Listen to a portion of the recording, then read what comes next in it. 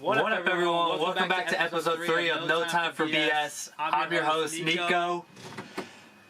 And it's me, Kirby Liston. And it's me, Garson. You. So, what are we talking about on episode 3 of the podcast, boys? First of all, I just want to say how you guys doing today. Alright, my freaking car exploded today. Leaving the gym.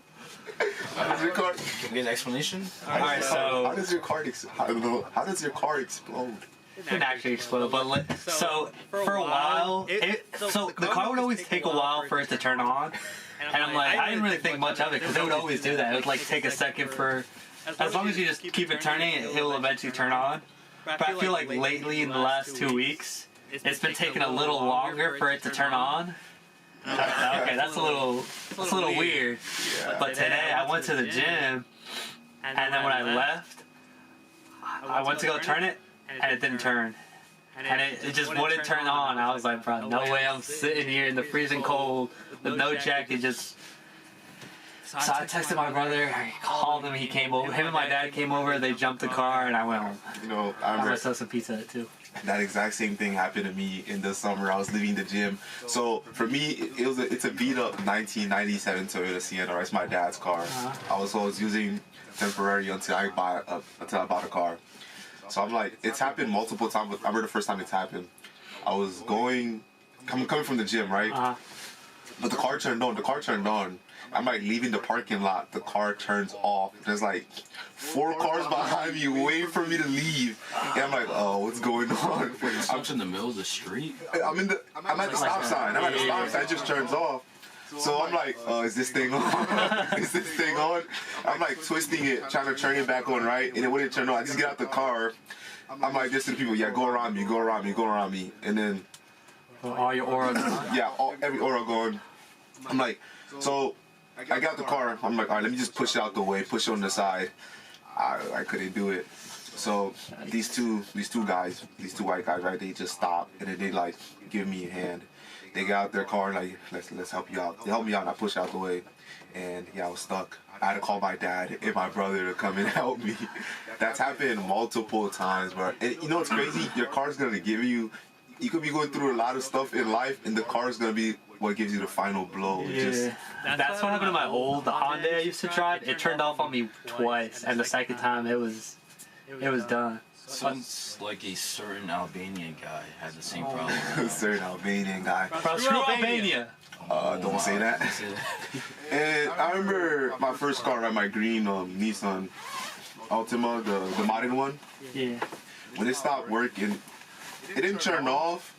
But you remember when it just wouldn't. I was pressing with the gas, right, and it just wouldn't gain freaking RPM. The car just stopped. It wasn't moving. It was turned on. You could still, turn on the heat, play the music, but it wasn't driving. I remember I was coming back from college on my first semester going into winter break, and I'm on the Pennsylvania Turnpike. It just stops. Like, the car's turned on, but it won't gain gas. I pull over on the side. I'm like, let me just turn it off and turn it on. And it just wasn't driving. I was stuck there for like 5 hours waiting for my dad. Dang, 5 hours? Waiting for my dad to come pick me up. Mind you, it gets dark. It got dark. That sucks. I said a prayer, hoping it works. Hoping it works, but it never worked. After like a couple hours, my dad came and picked me up. And, we moved the stuff from my car into his car, my luggage or whatever. And we just abandoned the car. We're like, you know what? Wait, so what did you guys do with the car? You guys call like a tow truck or something? We actually didn't. Now, I couldn't, at that moment, I couldn't afford anything.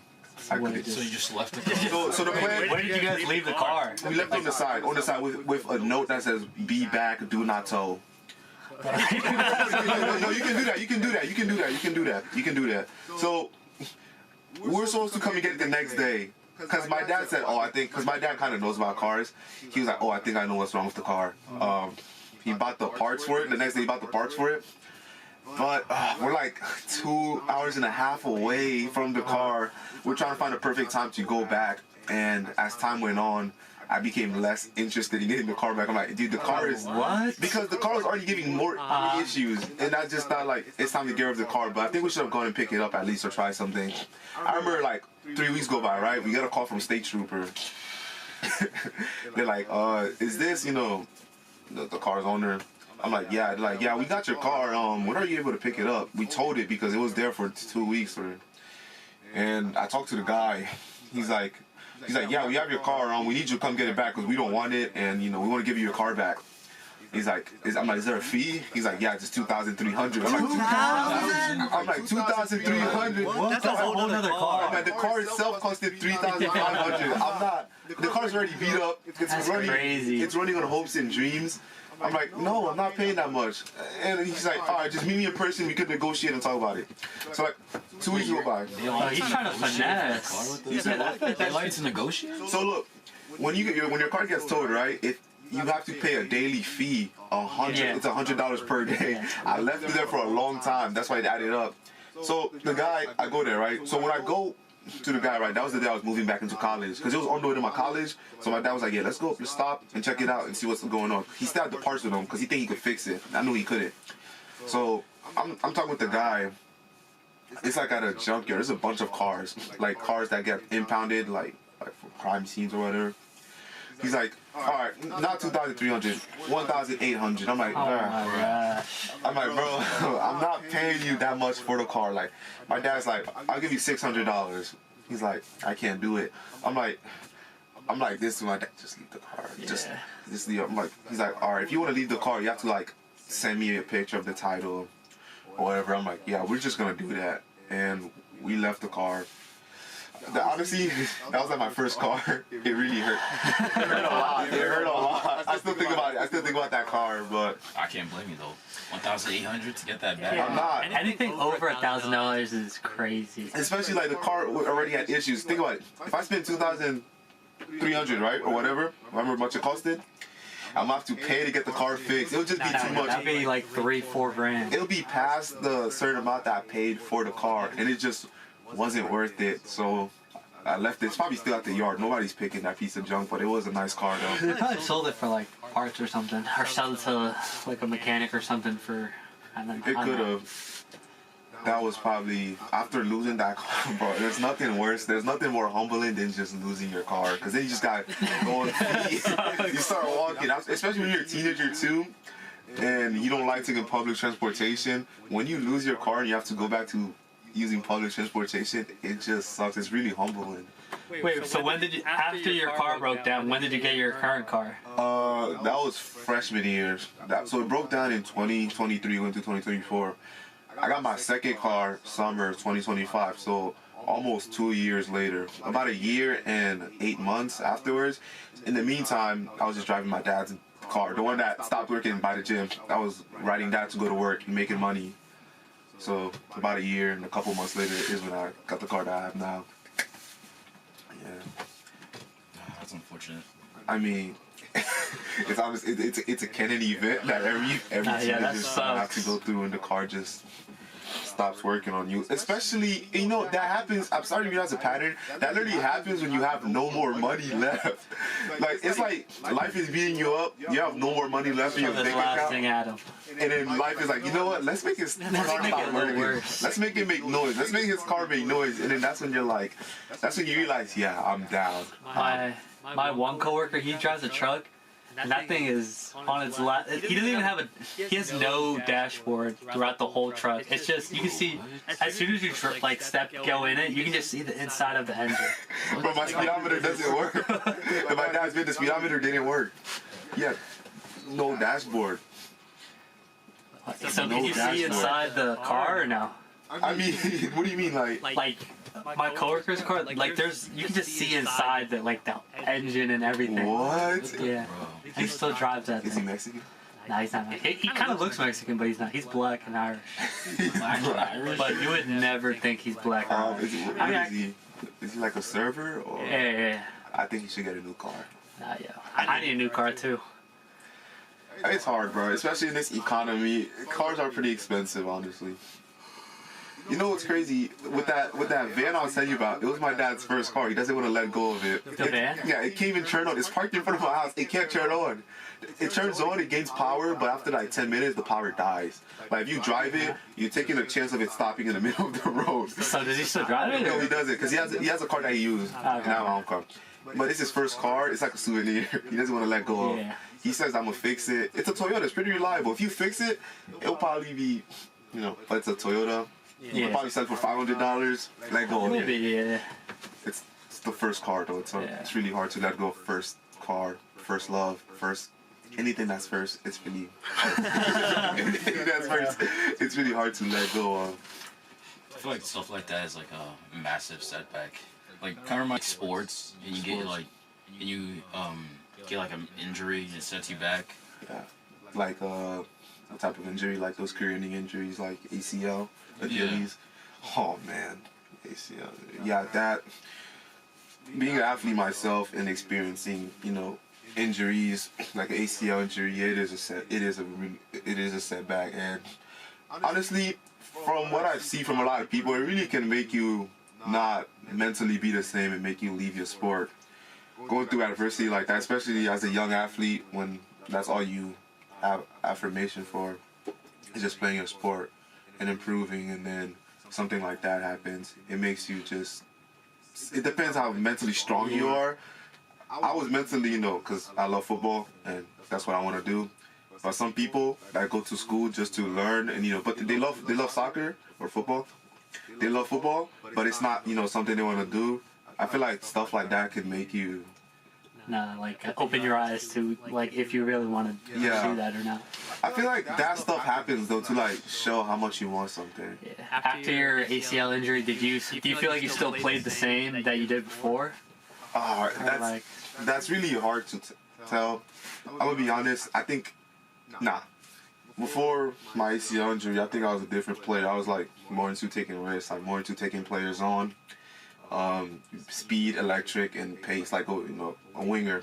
Now, while I was recovering from the ACL injury, I realized that there's more to football than just dribbling, going through players left and right, and just being this flashy winger. There's also the smarter side of it.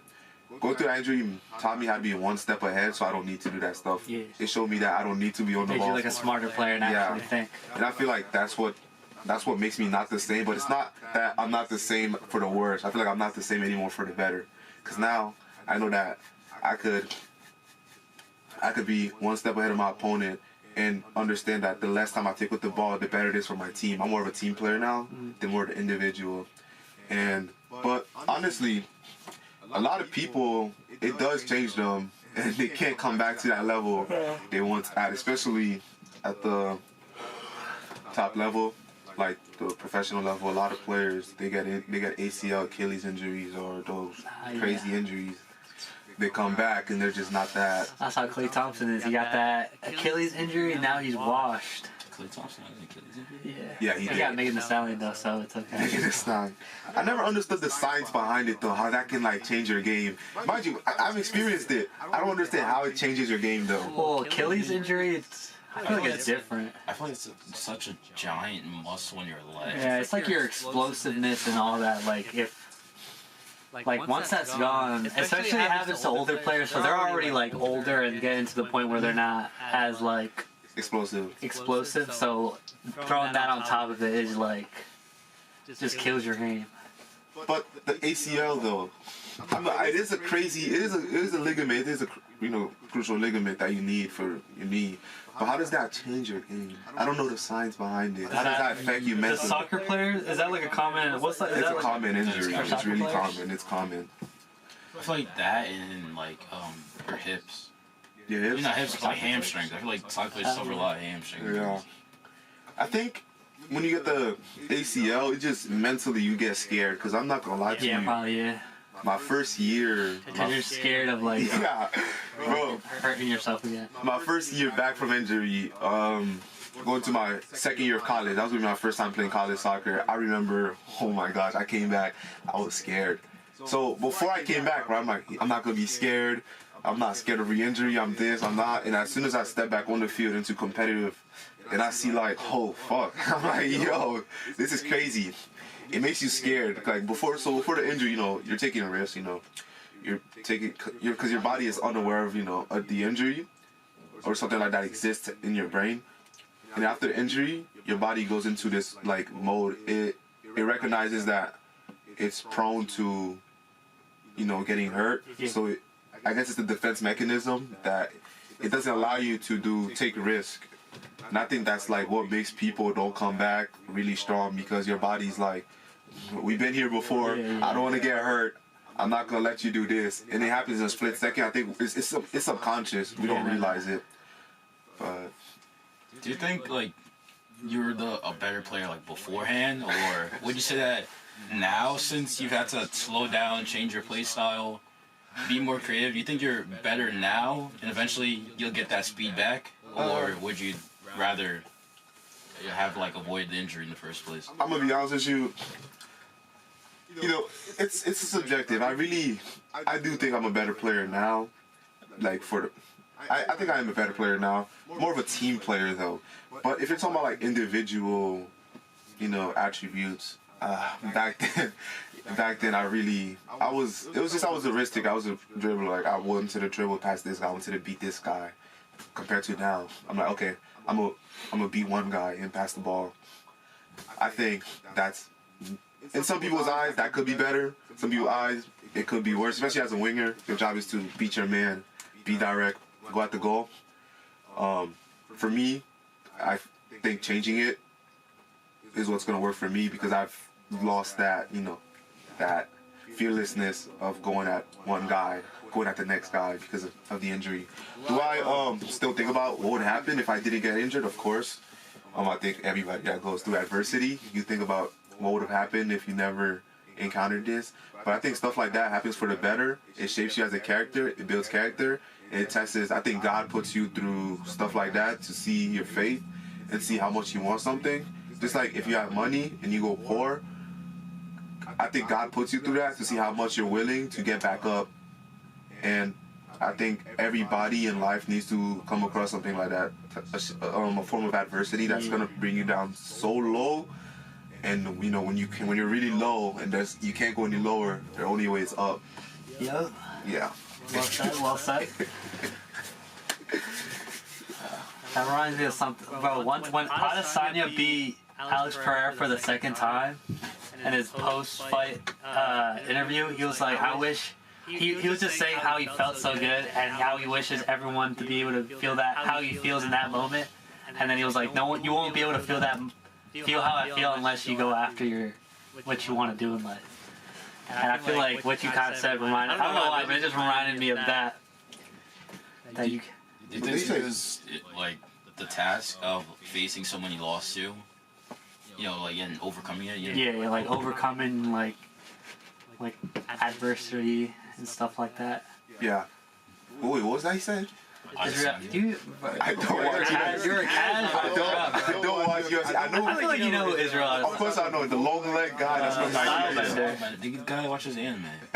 Salvin. I know who he is. Kind of fell off though. He's getting jumped every single fight now. He's a legend though.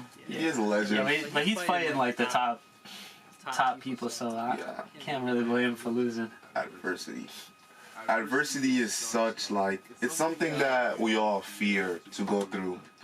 Going through adversity is really, it's not something you want to, nobody wants to be upset. Nobody wants to go through stuff in life, but in the moment you're like, I don't want to do this and I can't go through this. But after you're done with it, you realize that it was there to help you grow as an individual. And you just feel like a much stronger person at the end of but when you're going through it though, it's like, why? God, why am I going through this? Why did you put this? Why did you take away my dream car? Why did you take away my wife? Why did you take away my friends? And we don't realize it in the moment what God is doing, but after you go through all of that and you become a stronger person, it's like, oh yeah, I'm thanking God for putting me through this. He's giving you what you want, but just not giving it to you in the way you thought you would get it. Yeah. Like, if you ask for strength, he's not just gonna make you stronger emotionally. He's gonna put scenarios and situations in front of you that's gonna make you stronger. That was gonna make you stronger. And I also believe that whenever you lose something, you always get something out of it, something good out of it. You can't. When one door opens, when one door closes, another one opens, and that's what I think of whenever I go through anything. It could be, it's small or big. I always think of it like, oh, if I get cut from this team, I'm gonna go to another team. If it's not working out at this school, I'm gonna go to another school. I try to stay positive. Because I know God has a plan, and I know that God's not gonna abandon me. When one door closes, another one's gonna open. Yeah. That's how I am too. Like, I'm always trying to be optimistic in every situation that I am. So, like, obviously there's times where it's not gonna be a walk in the park, but you just know that at the end of the road, there's something waiting for you. There's something better waiting for you at the end. Someone like Garson. Like me. Our tech guy. I feel like most of the time that there's adversity, it's usually like self-inflicted. I feel like I get in my way like a lot, and I stop myself from doing or like closing like doors that I know that I could easily walk through. But I feel like eventually, or not eventually, but I feel like I'm slowly trying to like change that. Yeah. And Nick's saying stuff like, I need to go outside more. Yeah, but he's aware of it. He's aware of it, and that's something he wants to work on. Yeah. I feel like that's important. Like you have to be aware of the issues or what you're doing to yourself and stopping yourself. Because I feel like some people are just too blind to like see the problems that they're causing to themselves. Like or like it's whether that or I think that they'll put it on someone else and not take accountability is what I'm saying. They're not able to take accountability and reflect on their actions. Yeah, and realize they're doing it to themselves. Oh, let me blame this guy. Let me blame my mom. Let me blame my dad. And then once someone brings that up to them and tells them that they're wrong, they just, instead of reflecting on what they're saying, they just see it as an attack on their person. So they go on the defense instead of realizing what they're saying. And it's hard to help people like that. It's really difficult because it's gonna drain you. You can't say something without them thinking it's an attack. And I think a lot. I mean, I don't want to blame people because I feel like sometimes it could be an ego thing. Sometimes it could be an ego thing. I was once that type of person. I was once that type of person where you're wrong, I'm right. And as part of my character development, after some reflection, I realized a lot of stuff I go through, a lot of stuff that's happened in my life, it's not because of other people. It's not because of my mom, my dad, my friends. It's because of me. And I think when you get to that level of self-awareness, there's nothing that's going to stop you from becoming a better person. Yeah. When you get to that part where you're like, oh, I'm going to stop blaming others for me being this, for me being that, for me being poor, sad, and start looking into myself and taking more accountability, I think that's when real character development starts. I feel like people can't change unless they want to change.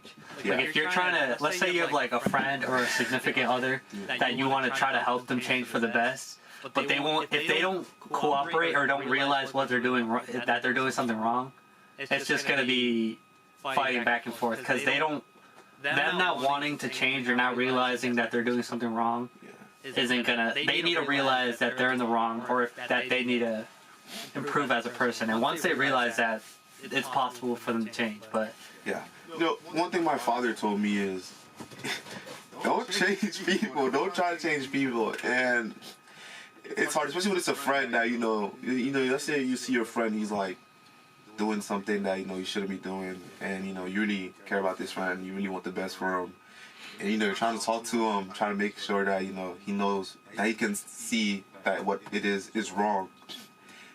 And no matter what you do, he can't see it. You can't change people. Yeah, he doesn't. If they can't see it, then it's like. I feel like there's nothing you can say or do that can make someone change unless they want to change. Especially if they have their mind already stuck on something else. It's just like you can bring a horse to the lake or whatever. I forgot how it goes, but you can't force it to train. Yeah. Yep. And as humans, I think we should be able to take criticism and I call it coachable. Be coachable. Because in sports, that's what we call it. You have to be coachable. Know that people see stuff that you don't see. And, obviously you have a bias towards yourself. But people can see the stuff that you're doing. And be willing to learn. Because I feel like you can learn from anyone. Even if you can learn from a 5-year-old. I mean that too, but like even a bum on the streets, like you can learn something from him. Yeah, but like I said earlier about the ego thing, it's an ego. Yeah. It's an ego. Like you don't want to take. Like I'm like that too. I'm not gonna lie to you. I'm like that too. Whenever I'm playing football and somebody wants to give me advice, especially if they're somewhere lower than me, not to be cocky or anything, especially if they're somewhere lower than me.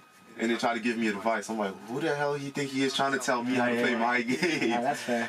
I mean, it's an ego thing. It's not good. It's not good. It's an ego thing. I think everyone should be open to learning from other people, whether you're in a higher place in them or a lower place in them. Because like I said, they can see stuff that you don't see. And the ego is what's going to be the cause of your downfall. Because the ego is going to stop you from learning new things, becoming a better person. And I think honestly every great man out there, whether it's from world leaders, politics, They're Fresh and Fit. Who? Fresh and Fit? I don't know who that is. Who? Good answer. I don't know who that is.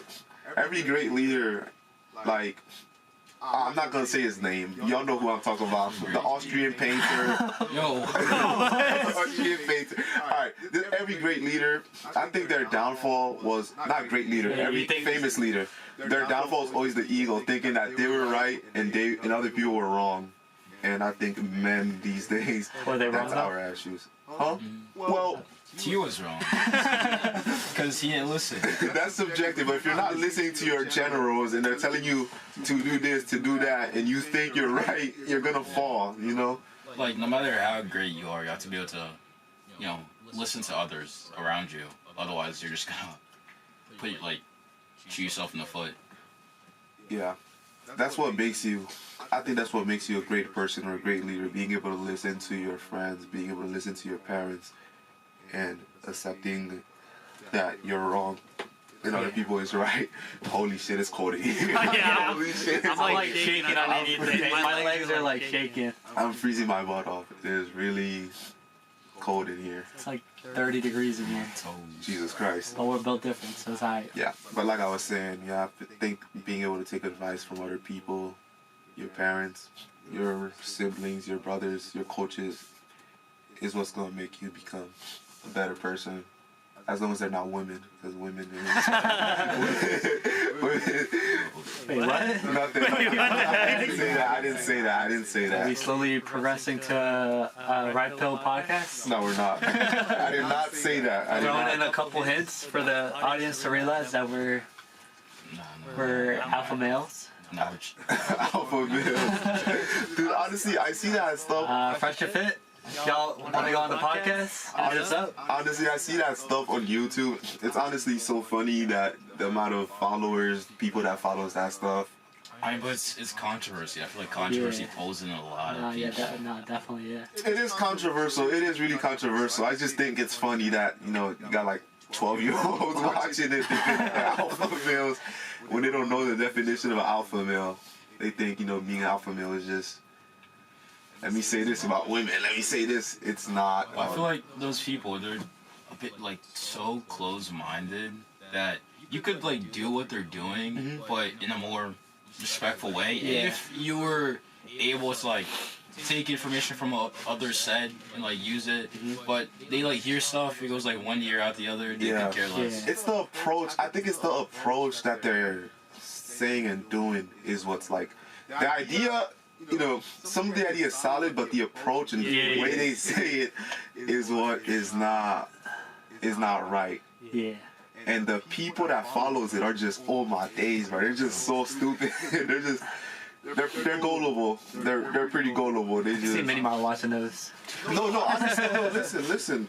Honestly, there was a time in my life where I did used to watch that stuff, but as entertainment. Yeah. It's not. I would watch a there was this one podcast called the Whatever podcast. Whatever. It was when they would, one of those ones where they would have one guy and then it would just be a bunch of OnlyFans or those type of girls are sitting around them. And then they're just talking about random Sounds stuff. like Fresh and Fit. I mean, they do it too, and then they just argue the whole time, and it's low-key kind of funny. Should we do that? Should we bring OnlyFans models in our podcast? Low-key? Let's not go down there. We can go to Thailand, get them all. Bali. For a lot of, I've been getting a whole bunch of Thailand Instagram videos. Do you want to take the trip to Thailand? Yeah. I feel that's gotta wait till after. Low-key, one of my goals that I'm thinking about doing is to visiting a place by myself. By myself. Going to Like on holiday by yourself. Not like on holiday. Or, I mean, just whenever. Like, Yeah. I'm most likely on holiday because that's the time I'll have Yeah. off. But I want to visit somewhere by myself. That's one of my I'm goals. talking about you at the airport. Go to the Being in the airport, by going yourself. by myself, where I don't know anyone there. Wait, in the hotel room by yourself. By myself, everything by myself. I think everybody should. I want to travel somewhere to a foreign place by myself, I think everybody should do that at least once. and then become the mayor and the CEO. But the problem is, Where do you want to go though? Probably like Thailand or like somewhere in Europe. Germany. Because I feel like Europe is maybe Germany. Or like Iceland or like Netherlands. Go where Vinland Saga. Go there. Iceland. Iceland's kind of alright. Isn't Vinland Saga based in Iceland, or is it like? Is it like Yeah, it's like one of I think those? I think it's Iceland. It's like one of those areas. I think it's all of them. You know, that's something I want to do too. After I make, some form of money, where I can After you travel. become a millionaire. Yeah, not a millionaire, just You didn't even really need to be a millionaire. just when I make a decent amount of money, I want to be able to travel. I want to travel at least once by myself. Go to a Morocco trip by myself. No. Bro, you're gonna get. That's Is that dangerous over there? Dubai or Morocco trip. Dubai. I feel like Dubai is probably like so much. You know how I feel about the Dubai desert. I want to take a picture in the Dubai desert.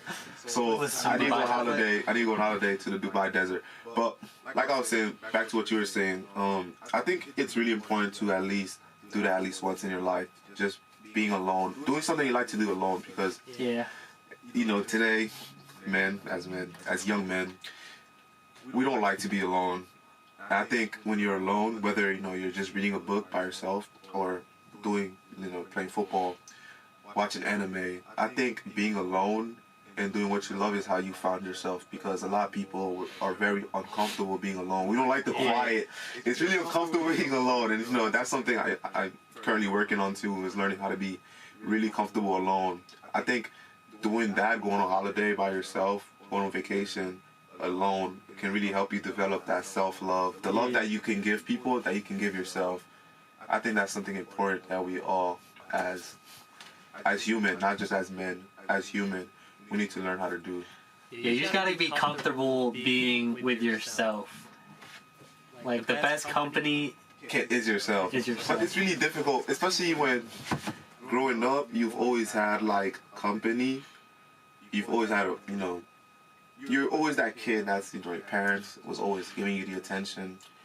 You just always had a lot of people around you, and when you transition into adulthood and you realize you're not getting that attention from your parents, you and your friends are growing apart because they're doing their stuff, they're getting a job, or you're in college, and you just don't.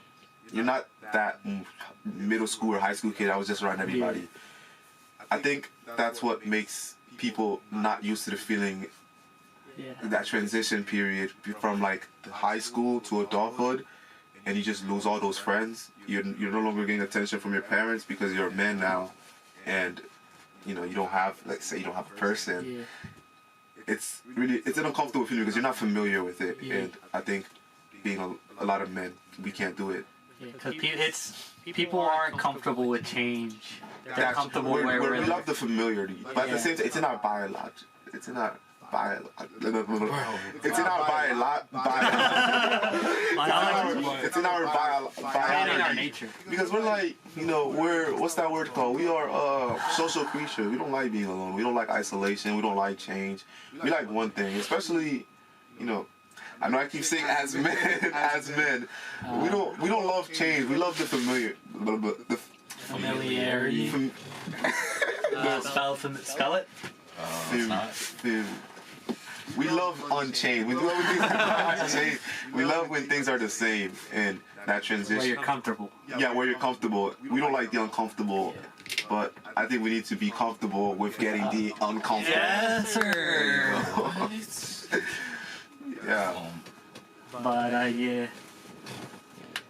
Honest. Going back to the trip thing you're talking about, I feel like you gotta be really careful of where you're going to. No, yeah, definitely. That's what. Let's go to Medellin. Bro, I was watching this video today. Medellin, Colombia. Bro, we're getting freaking stabbed to death. Bro, I saw a video though, bro. They got BBLs, big booty Latinas everywhere in Medellin. Where the hell is that? Medellin is the Colombia. It's the capital. capital city of Colombia. That's where Bad Bunny's That from. makes sense. Who? Bad Bunny? He's Colombian. Yeah. I swear he's Puerto Rican. Oh wait, yeah, you're right. Never mind, my bad. He's going to Medellin. He's gonna have a concert there. I have a friend from Colombia. I was just talking to him the other day. He was telling me, he's like, bro, it's not what you think it is. Do not. He's like, you don't want to get involved in that stuff. It might feed your ego a little bit, but it might feed your ego getting with these girls in Colombia. And, you know, you might feel like him for a couple of seconds because, you know, you're getting that attention from the baddies or whatever. But you're probably going to get robbed. He's like, it's not what you think it is. You're going to get robbed. You're not going to feel good afterwards. Just, if you're going to go on vacation to, you know, those countries, you know, if you want to go do your thing, do it because you know you want to. Don't do it because you want to meet up with these BBL girls, these hotties. Because These 304s. 304s. 304s. It's because it's probably not gonna go well for you. Yeah, they're probably it's probably like it's planned. Like they're gonna lead you into somewhere, drug you, rob you. Yeah. I was watching this video on this guy going. He went to Japan, and there's a bunch of like people that like stand outside places, and they like tell you like come to this bar or like come like. There's a bunch of like they'll like oh there's a bunch of people that speak English, come with me, and they like try to like drug them and rob them and stuff like that. What the heck? Are they women? They're actually Nigerian immigrants. What? Yeah. Okay. The scammer. In Japan, there's a bunch of them in this one area. In Japan? Japan is a safe country. I'm surprised. Yeah. Gotta be careful where you go. I don't plan on going to. But I think it's only in like one specific like city or like area, like the red red district. Is that what it's called? Where is that? The red I district. think That's like it's like a thing in different places where they sell like drugs and there's like prostitutes and all that. Interesting. Like red You should districts. go. I want to go. I feel like those are like group trips though. If we're going to like Japan or something like that. Yeah, that'd be And fun. Germany. Japan. I definitely. Now South America, I definitely like want to go one day, but it's not for like the reasons like you know the Latina baddies. No, it's not. There's more culture in South America than just the We baddies. go to Mexico and fight off the cartel. We're not doing that. We are not doing I'm that. the friggin' eat a taco. We're not doing that. But a South American trip with the boys would be Brazil nice. trip? We could visit the football stadiums. We could visit the football stadiums, the cultures in South America. Okay. We can go to the favelas in Brazil and you meet I Tota. don't know about that. The favelas. Let's go to the Haitian favelas. I don't know about that one either. Let's go to Haiti. We can meet barbecue. We're not meeting barbecue. We're not meeting barbecue. Who wanna fight, barbecue or El Chapo? El Chapo. Yeah. Barbecue's from where? He's from Haiti. Does he kind of like raw? Does he like? Cause in Mexico, like the cartel kind of own Mexico. Okay. Is that how like barbecue is in Haiti? Like he owns like the government, kinda? Yeah. Or he got? Kinda. Would you say he's like that? Cause I feel like he just has the most power. Yeah, he has the most power. Everybody's just scared of him. like, but is the government There's corrupt? like a facade going on. Like you really don't know. No one knows if he's good or bad because some people say he's a freedom fighter fighting a corrupt government, which I could see because the Haitian government is really corrupt. Matter of fact, the police work for work for the freaking gangs. So it's really hard to see, but at the same time, I feel like we were talking about the approach earlier. I feel like his ideology is right, but his approach is wrong. You're sacrificing people for a change, which like Thanos. Wait, so what is barbecue trying to? Does he like what does he do? He's just against the government. 'Cause Does he? He's against corruption, and he's against Haitian corruption because He owned a business. Like, he owned a before, business. So And now, then I think the government like destroyed it or So something like that. you heard when the last Haitian president got assassinated, right?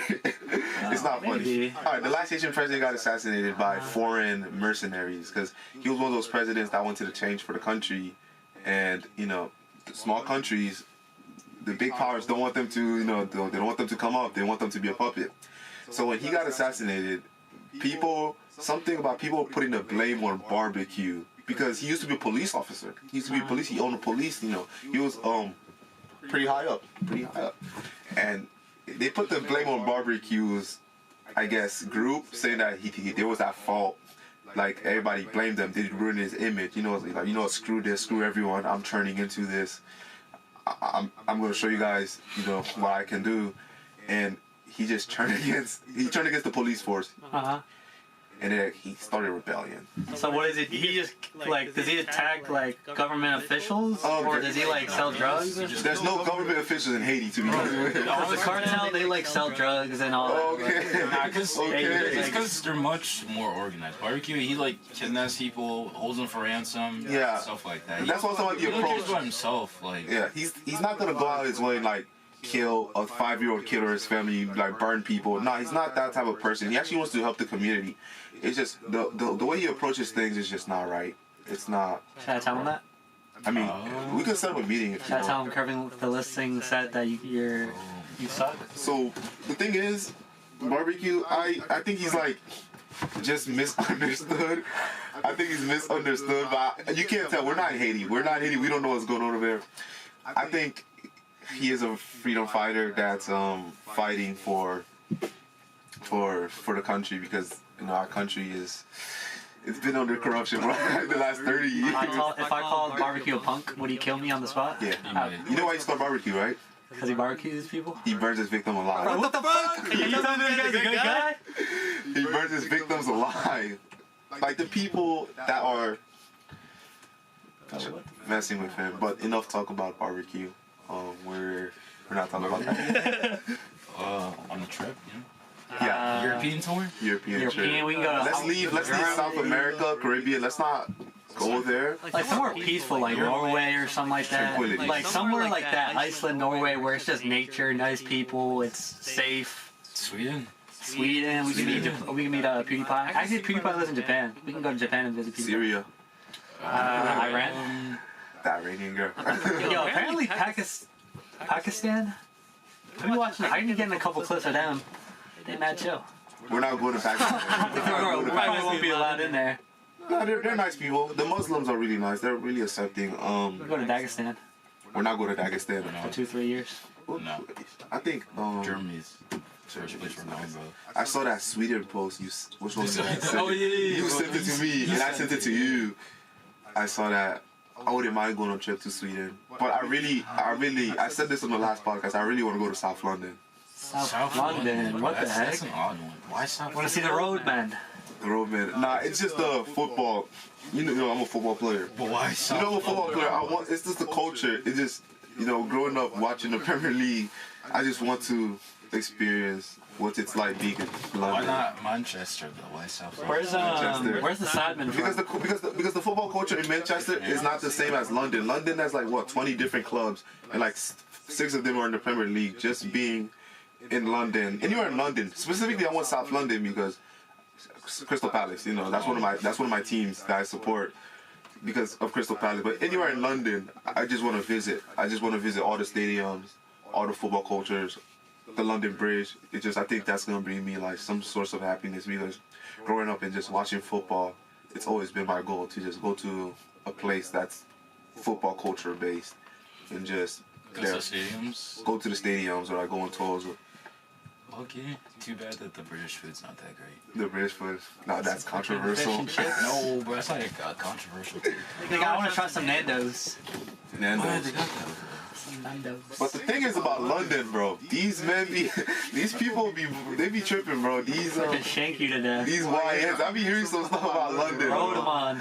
These roadmen. You'll fit in with your Nike Tech. These roadmen be bugging in London, bro. I be hearing some stuff about them stabbing their victims to death or whatever, bro. They don't got guns over there. Just imagine somebody coming up to you. Just imagine somebody coming up to you and say, "Do you know where you at?" In that London accent, bro. I couldn't take that serious. I'd start laughing and they'll just stab me to death, man. They'll freaking pull out a giant machete. A giant knife and just stab you to death, bro. Yeah. Especially in South London. That's the worst part of London to me. Yeah, South London is the worst part of London. That's why Crystal Palace, the team, like their culture, it's unique. South London is just unique. It's like it's safe and it's not really. South London is safe? It's safe but not really safe at the same time. I like Like, that, man. but there's a whole football club there. How's it not safe? There's a Manchester, you know. Chicago's not safe and they got a freaking team. Wait, where? Chicago? Chicago's a big. Yeah, London is big. We got we can go to O Block. I don't know about that. What about Bayern? Bayern Munich, like Munich, Yeah. the city The Munich. city Munich. I actually see some TikToks about Munich, like the nightlife in Munich, the nightlife in Dortmund, and I think the city's called Borussia. Is it? Is it Dortmund or Borussia? The city's called one of those. It might be Dortmund. It might be Dortmund. Is the city Dortmund? Yeah, I see TikToks about the nightlife in Munich. It's really not bad. It looks like a great place. Munich and Berlin. Berlin. Yeah, the nightlife over there seems You amazing. add that to the list. Yeah, I just want to travel, bro. I just want to travel anywhere outside the United States. I don't. I just want to go to the major cities, like the major teams. I want to go to like watch at least one of their games. Yeah, just being because since I came to the United States, I haven't left the country yet. I really want to like go outside and see because there's more to life than just the place you're at, and I think that's what we should do. What made your family want to come to Atlantic City? Barbecue. Atlantic City or like the United States? Atlantic City. I mean, because my dad had family over here. So when we first came to United States, we actually weren't in Atlantic City. We were in New York for like New York? I don't know which part of New York. Like for about like 3 months. Then we came to Atlantic City because my dad cousins lived here, and you know. We had to live with them for a while until my dad actually settled in the country before we came. It was actually me and my mom and my sister and my brother that we came. This was before the younger ones. My dad had been in the U.S. for like a year prior to us, so he was settled in. So what made us choose Atlantic City is because my dad's family lived here and we don't have a house. So we lived with them for a while until we had enough money to move out. That's what made my dad choose Atlantic City. Wait, so when did you move to the U.S.? How old are you? 6? 6, 7. 6. It's very similar. So you didn't know English? Did you at all? Nah, this is the funny thing. I didn't know English at all. So I remember when I started kindergarten, right? I think I went to school like 6 months after I came to the U.S. I was talking to my classmates in my language. They're like looking at me funny. I couldn't speak English, so they were looking at me funny. And whenever they would talk to each other, I'm just like looking at them like. Like, what are you guys saying? Yeah. I remember this one kid I was talking to. I'm like talking to him in my language. He's just like staring at me, and I'm like, he's talking English to me, and I'm just like staring at him back. I'm like, what is this guy saying? Yeah, but I learned it pretty quick though. I learned the basic because in kindergarten, you're just learning your alphabets. I learned English pretty quick. But if we're talking about advanced English, I didn't learn that till like late high school. Like advanced. Late high school? Yeah, bro. Advanced English. Like, what do you mean by advanced English? There. Read, read. Yo, even like English speakers messed up though. That's like that doesn't count. I think when I was younger, I just didn't talk. Like, you didn't talk? My teachers would say so, I just didn't talk. The thing about me is, trying to work farm as a kid. Bro, since like freaking kindergarten, I mean, I was just a little kid. I was talking a lot. I was talking a lot actually. So you're a yapper? Yeah, I was a yapper. The teachers hated it. I was a yapper. I was always trying to. I remember in kindergarten, I had this one friend. She was a girl. She was a girl. I don't know how we would communicate because like I was talking to her in my language and she was talking to me English, but somehow we just got along really well. I feel like when you're a kid though, because as kids we don't talk, we don't know what we're saying, we don't know what we're doing. I feel like we communicate off our gestures, like off the stuff we do. I mean, from what I remember, I don't remember much. From what I remember, I think that's how I was able to communicate with my friends when I was younger. I think I learned English pretty fast. Yeah, you learned it pretty fast. Because I think It was mainly from like watching cartoons because I'd spend the whole day. I spent the whole day watching. They were all in English, so Yeah. I feel like you just had to learn. Actually, yeah, but talking about cartoons, I remember one of the first cartoons I seen when I came to the United States was Dragon Ball. I remember like not knowing English and watching Dragon Ball, and I fell in love with the show. I didn't even know what they were talking about, but I fell in love with Dragon Ball without even understanding what the hell they were saying. A lot of like SpongeBob too. I had no clue what they were saying, and I was able to like, I fell in love with those shows. I think I spent most of my time like Nickelodeon. Nickelodeon. They had those, Disney XD. they had those old shows like Max and Ruby. Yeah, Max and Rabbits. Wonder the Pets. Yeah, Wonder Pets was good. Team Umizoomi. Team Umizoomi. That one. Meow Thailand. Yo, Gabba Gabba, that was good. Those came on at like from 8 to 2 p.m. I remember my siblings would go to school. This was before I was in school. I would watch, those shows, bro. Bro, I spent my whole day just freaking watching that. I feel like that's how I was able to pick up English, pick up English really, really quick. Yeah, should we It's time to wrap start wrapping it up? Yeah. I'm freaking cold. Freezing my balls off in here, bro. It's freezing To cold. fix the heat. We need to fix the heater. His man got us in his. Bro, it's like 30. Excuse that sound, by the way. It's pretty loud. Just turn the heater on. It's like 30 degrees. It's like 30 degrees inside our recording space right now, and we're just. Don't worry, one day we're gonna have a full studio. One day we're gonna have a full studio. Everything's gonna be good, but we just working with what we got right now. Alright, well this has concluded episode 3 of the No Time for BS podcast. Thank you guys for watching. We'll talk to you later. Peace.